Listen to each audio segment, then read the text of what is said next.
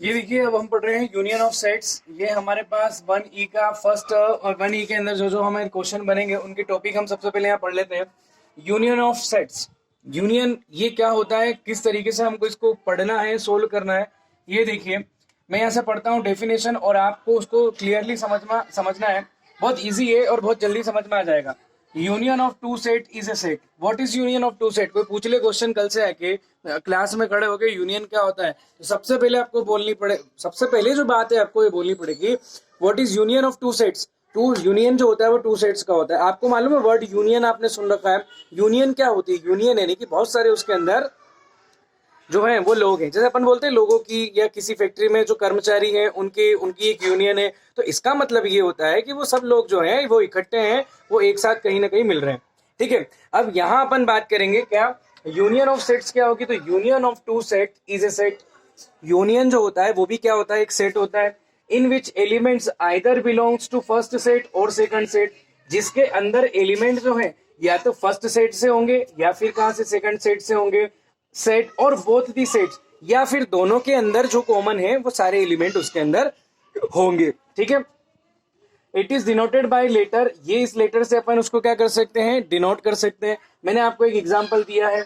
Last पहले अपन example से चलते हैं। ए जहां पर 1 2 कोई एलिमेंट है सेट ए के अंदर, बी के अंदर 3 4 5 है, तो ए यूनियन बी क्या बनेगा? देखिए, ए यूनियन बी बनेगा जिसके अंदर ए के भी बी के भी एलिमेंट हो, और जो कॉमन एलिमेंट होते हैं ना दोनों के, उनको क्या करते हैं हम साथ में लिखते हैं।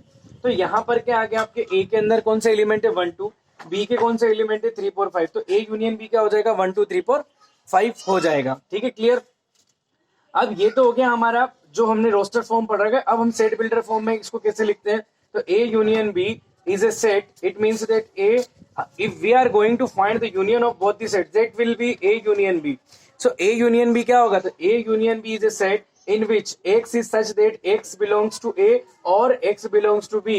या तो इसके अंदर X का एलिमेंट या तो A का या फिर किसका B का एलिमेंट होगा, यानी दोनों के एलिमेंट होंगे, या A का या B का, या जो दोनों के कॉमन होते हैं वो सारे एलिमेंट इसके अंदर आएंगे। ठीक है, समझ में आ गई बात। मैंने एग्जाम्पल से भी आपको यहाँ क्या कर दिया, कंप्लीट करवा दिया। अब इसके बाद हमको देखना है इंटरसेक्शन, कि इंटरसेक्शन जो होता है टू सेट का वो क्या होता है। What is the intersection of two set.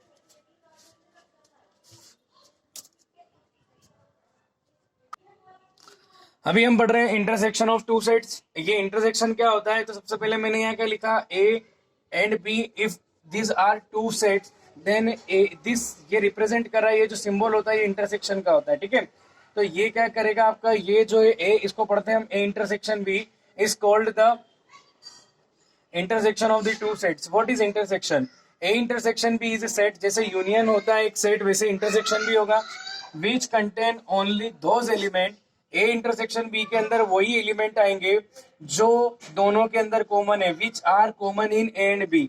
जैसे कि मैं यहाँ एक एग्जांपल ले लेता हूँ। फॉर एग्जांपल हम बात करते हैं यहाँ पर, late A is a set which contain the 1 2 3 and B is another set which contain the 4 5 and 6। सबसे पहले हम निकालेंगे A इंटरसेक्शन B। आपको मालूम है दोनों में कौन मिल रहा है, दोनों में कोई भी एलिमेंट कॉमन नहीं। इसका मतलब क्या आ जाएगा, एम्प्टी, यानी कि ये कौन सा होगा आपका, डिसजॉइंट सेट होगा। डिसजॉइंट यानी कि कोई भी कॉमन नहीं है। इसका मतलब ये इंटरसेक्शन क्या हो जाएगा आपका 5 हो जाएगा, क्योंकि वो एम्प्टी सेट होगा।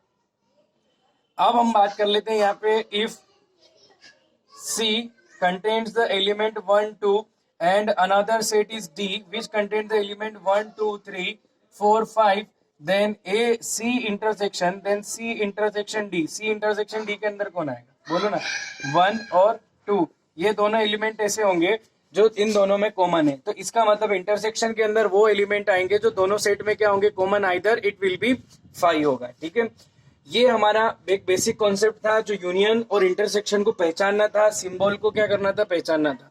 ये हमारा यहाँ पर क्या हो जाता है, यूनियन इंटरसेक्शन क्लियर हो जाता है। हम इसके आगे और डिस्कस करेंगे।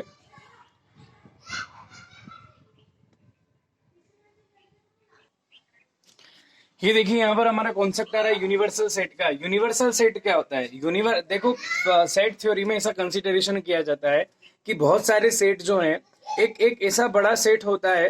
जैसे हम जानते हैं ना, फैमिली में कोई एक पर्टिकुलर हेड होता है ना, जो फैमिली को टाइम टू टाइम हमारा जो भी काम होता है उसके लिए हम पर्टिकुलर उनसे इंस्ट्रक्शन प्राप्त करते हैं।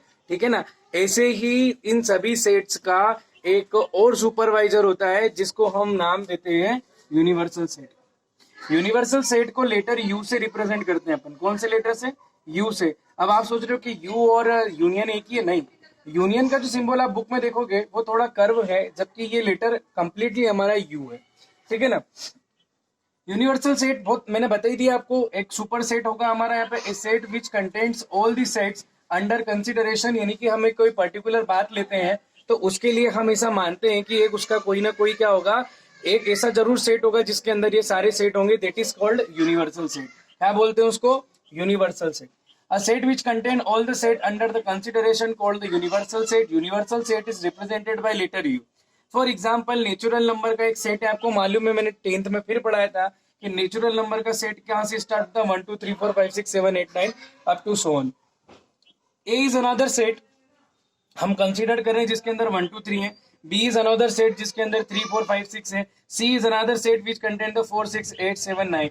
लेकिन ये सारे के सारे जितने भी आपके सेट बन रहे हैं, इनके अंदर जितने भी एलिमेंट सब आ कहां से रहे? Set of natural number. तो इसका मतलब इन तीनों सेट के लिए नेचुरल नंबर का सेट जो होगा वो क्या कहलाएगा? आपका यूनिवर्सल सेट होगा, यूनिवर्सल सेट होगा। इसी तरीके से हम जानते हैं कि सेट ऑफ रियल नंबर, तो रियल नंबर के अंदर नेचुरल नंबर आते हैं, रेशनल नंबर आते हैं, इरेशनल नंबर आते हैं, इंटीजर्स आते हैं। तो यहाँ बात क्या हो जाती है कि सभी नेचुरल नंबर के लिए, सभी रेशनल नंबर के लिए, सभी इरेशनल नंबर के लिए, सभी इंटीजर्स के लिए आर जो होगा, आर यानी कि सेट ऑफ रियल नंबर, जो रियल नंबर का सेट होगा वो क्या काम करेगा? आपका यूनिवर्सल सेट का काम करेगा, ठीक है। अब यूनिवर्सल सेट के बाद हमारा एक आता है idea complement of set. Complement of set. अब ये कॉम्प्लीमेंट क्या होता है? देखो यूनिवर्सल सेट, एक एग्जांपल देता हूं मैं आपको। लेट, जैसे कि कॉम्प्लीमेंट ऑफ सेट को हम, जैसे मान लीजिए हमारे पास कोई ए है, ए कोई सेट है जिससे मैं बात कर रहा हूँ यहाँ पर 1 2 और 3 हमारे पास ए के एलिमेंट है ना, और ए के लिए हमने यूनिवर्सल सेट को कंसीडर किया है 1 2 3 4 5 6 7 8 9 और मैंने लिख दिया 10, ठीक है। समझ में आ रही बात? तो मैंने यू को क्या कहाँ तक कंसीडर कर लिया? मैंने यू को 10 तक कंसीडर, चलो यू को और अपन कम कर लेते, 6 तक कर लीजिए, कोई दिक्कत नहीं है। अब आपने क्या करा? कॉम्प्लीमेंट सेट को पढ़ने से पहले आपके पास, जब हम कॉम्प्लीमेंट सेट पढ़ेंगे किसी भी सेट का, हम चाहते हैं ये सेट ए का कॉम्प्लीमेंट फाइंड करे, तो जब भी हम कॉम्प्लीमेंट फाइंड करेंगे तो उसके रिस्पेक्ट में हमारे पास यूनिवर्सल सेट जरूर होगा। समझ में आ रही बात आपको? तभी हमें कॉम्प्लीमेंट फाइंड होगा। The complement of A is represented like that is A dash, that is complement of the set A. It means, इसका मतलब होता है कि आपको क्या करना है कि ये यूनिवर्सल, जैसे आपका सेट ये दिया है, तो इसका मतलब ये हो गया जब हम कॉम्प्लीमेंट फाइंड करने वाले हैं तो ये आ जाएगा यू और यहाँ आ जाएगा आपको क्या करना है कि इसमें से यू के जितने भी जो भी एलिमेंट आपको 1 2 3 मिल रहे हैं उनको छोड़ देना है, और उसके अलावा जो आपको एलिमेंट मिलेंगे यू के, वो कहाँ चले जाएंगे? कॉम्प्लीमेंट ऑफ ए सेट में, ठीक है। समझ में आ रही बात? तो यहाँ कौन आ जाएगा? 1 2 3 को हटा दो तो कौन आ जाएगा? 4 5 6, that is called the complement of a set. लेकिन कॉम्प्लीमेंट पढ़ने से पहले हमको एक चीज और पढ़नी पड़ती है, एक टॉपिक और पढ़ना पड़ता है जिसका नाम है डिफरेंस ऑफ टू सेट्स। तो वो भी आप देख लीजिए साथ में। डिफरेंस ऑफ टू सेट क्या होता है, मैं आपको भी डायरेक्टली थोड़ा सा समझा रहा हूँ। ये टॉपिक है आपका difference of two set. Difference का मतलब क्या होता है? डिफरेंस ऑफ टू, जैसे मैंने ए के अंदर एलिमेंट ले ली, देखना आप समझ में आ रही क्या बात? ए के अंदर हमारे पास दो सेट है, एक तो सेट ए और एक और कौन सा है? सेट बी है, ठीक है। अब ए के एलिमेंट कितने? 1 2 3, बी के एलिमेंट बोलो ना क्या है? 3 4 5 है, ठीक है। अब ए माइनस बी और या बी माइनस ए को हम बोलते हैं डिफरेंस ऑफ सेट। डिफरेंस का मतलब ही होता है सब्ट्रैक्ट करना। अब आपको सब्ट्रैक्ट तो करना है, लेकिन करना कैसे है ये समझिए कि जब a माइनस बी करेंगे ना तो b के टोटल जो भी एलिमेंट है वो सब एलिमिनेट करने पड़ेंगे आपको। Only the element of a, अगर कॉमन भी आ रहा है दोनों में तो वो एलिमेंट भी आपको रिड्यूस करना पड़ेगा। मैं बताता हूँ कि a माइनस बी का मतलब b के सारे हटाओ, 3 नहीं आएगा, 4 नहीं आएगा, 5 नहीं आएगा। इस सेट में a minus B is also set which contain only the element of a but not the common element of a and b and not any element of set b। तो बात क्या हो रही है यहाँ पे कि बी के कौन 3 नहीं आएगा, 4 नहीं आएगा, 5 नहीं आएगा। अब 3 कॉमन आ रहा है दोनों में तो ये भी नहीं आएगा। Only those elements which are belongs to A, ठीक है। ऐसे ही अगर मैं कहूं कि बी माइनस है तो मुझे ए के एलिमिनेट करने पड़ेंगे और बी के लिखने पड़ेंगे, तो ए का 1 नहीं आएगा, 2 नहीं आएगा। लेकिन यहाँ एक मिनट, हम बात कर रहे हैं 1 नहीं आएगा, 2 नहीं आएगा, 3 नहीं आएगा, ठीक है।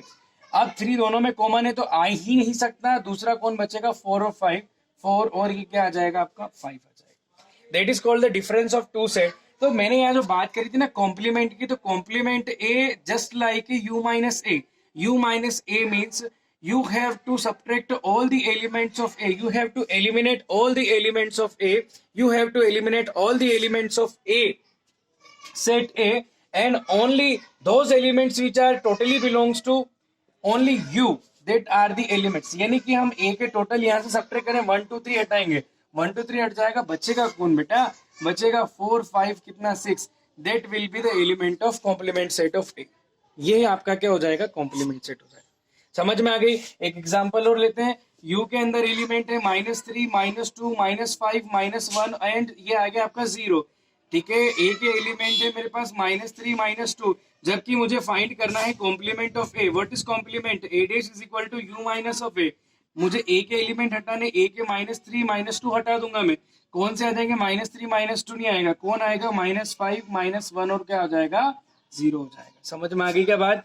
ये हो गया आपका क्या, ये हमने पढ़ लिया है complement of any set, complement of any set पढ़ लिया है। इसका मतलब ये हो गया कि ए के एलिमेंट नहीं, जो बच गए हैं वो सारे एलिमेंट्स यहाँ पर होंगे। तो एक्चुअली आज हमारा जो टॉपिक हुआ है वो टॉपिक हो गया union, intersection of two sets, difference of two sets, complement set हमने यहाँ पर पढ़ लिए हैं। ठीक है, हमारा सारा लेक्चर यहाँ कंप्लीट हो जाता है।